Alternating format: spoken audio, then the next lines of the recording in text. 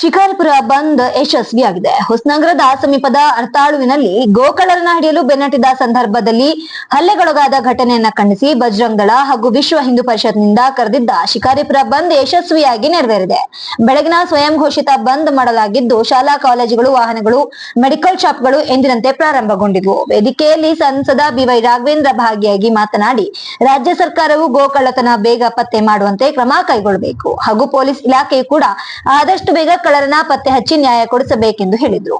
ಈ ಸಂದರ್ಭದಲ್ಲಿ ಶಿವಮೊಗ್ಗ, ಸಾಗರ, ಸೊರಬ, ಶಿರಾಳಕೊಪ್ಪ, ಶಿಕಾರಿಪುರ, ಹೊಸನಗರ ಸೇರಿದಂತೆ ಬಜರಂಗ ದಳ ಹಾಗೂ ವಿಶ್ವ ಹಿಂದೂ ಪರಿಷತ್ನ ಅನೇಕ ಹಿಂದೂ ಕಾರ್ಯಕರ್ತರು ಪಾಲ್ಗೊಂಡು ಗೋಕಳ್ಳರ ವಿರುದ್ಧ ಧಿಕ್ಕಾರ ಕೂಗಿದ್ರು.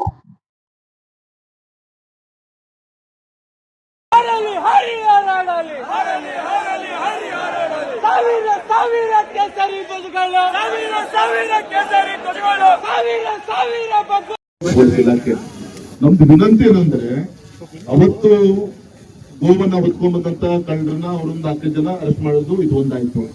ಇನ್ನೊಂದು, ಇಲ್ಲಿ ಫೋನ್ ಮಾಡಿ ಕಳಿಸ್ಬಾರ್ದ ಕೆಲವು ವ್ಯಕ್ತಿಗಳನ್ನ ಗುಂಡಗಳನ್ನ ಕರ್ಸ್ಕೊಳ್ಳೋ ಕೆಲಸ ಮಾಡಿದ್ರು. ಅವ್ರು ಇನ್ನೂ ಅರೆಸ್ಟ್ ಮಾಡಕ್ ಆಗಿಲ್ಲ, ಊರು ಬಿಟ್ಟಿದ್ದಾರೆ. ಅವರು ಎಲ್ಲ ಹೋಗಿ ನಾಳೆ ಬೇಲ್ ತಗೊಂಡ್ ಬರ್ತಾರ. ಅದೇ ಯಾವಾಗ ನಿಮ್ಮ ಲಾಠಿ ರುಚಿ ನೋಡೋದವ್ರು ಪಾಪ. ಅದೇ ದಯವಿಟ್ಟು ಬೇಗ ಅರೆಸ್ಟ್ ಮಾಡಬೇಕು, ಇಲ್ಲಾಂದ್ರೆ ಯಾರಿಗೂ ಕೂಡ ಗೌರವ ಬರಲ್ಲ, ಇಲಾಖೆಗೆ ಒಂದು ಮುಗ್ಗರ ಆಗುವಂತ ಪ್ರಶ್ನೆ. ದಯವಿಟ್ಟು ಬೇಗ ಅರೆಸ್ಟ್ ಮಾಡಿ ಬೇಗ ಆಕ್ಷನ್ ತಗೋಬೇಕು ವಿನಂತಿಯನ್ನ ಮಾಡ್ತಾರೆ.